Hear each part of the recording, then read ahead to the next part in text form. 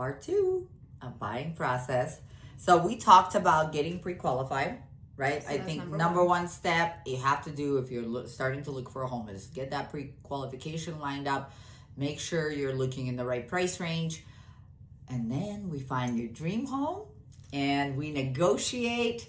And hopefully we got you some closing costs, which we could talk about in a different video. But now we're under contract. Everybody's happy. What's next? What's next? Okay, so within 24 to 48 hours, you're going to have to deliver what's called earnest money. I always explain it as it's a deposit, right? It's a deposit that you put down that showed that you have all the intentions of closing on this beautiful property, okay? Now, our Colorado contracts are written very, very pro-buyer. So the way that our contracts are written is that earnest money, your deposit, is protected throughout the contract.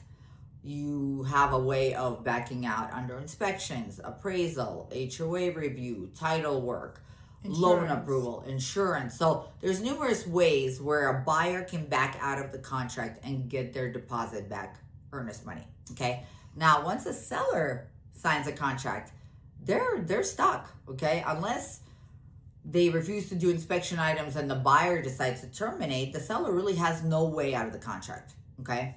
But the first thing you're gonna do is you're gonna deliver that earnest money. Now, and then you're gonna get a receipt to me. Yes, and then we're getting a receipt over to Olga.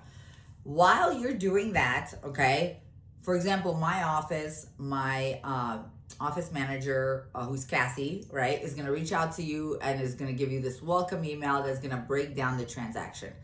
And she's gonna send you 3 different inspection companies, right, that we have used and that we recommend. You could pick any one of them. Once you pick which one you want to use, we'll actually schedule those for you. Okay, so that's going to be, in my mind, I guess, step number 2 that's super important. Okay, so while that is all going behind the scenes, I'm doing my magic. I'm contacting you. I'm updating documents post our pre-approval because obviously I already have a lot of information about you.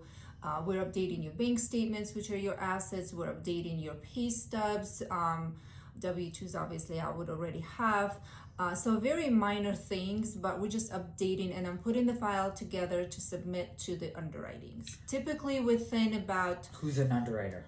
And an underwriter is a god. No, they're not. They think they are. They think they are, but they're the ones who make decisions. They follow guidelines and they make sure everything is per guideline when they approve your loan. So once it goes to the underwriting, we're sit and wait. We sit and wait on your end, but we're moving along. We're getting through our inspections, which is going to be the first, I think, real big hiccup, right? That's where most deals fall apart, is going to be during inspection. So once we do all of our inspections, which I did a video before explaining what those inspections are, but we're going to get all these reports back, right? And then me and you, the buyer, are going to sit down and we're going to go through that inspection report and we're going to discuss which things are material, like big items, roof, sewer, radon, plumbing, electrical. So we're looking for those big ticket items, usually anything over $1,000, okay? And we're gonna put together what's called an inspection objection, right? This goes to Mr. Seller, and how I always explain this is we'll say, hey, Mr. Seller, we want you to fix A, B, and C things, okay? Or we want money. Oh, we want money. But ultimately, we're saying, hey, we want you to fix these items, right?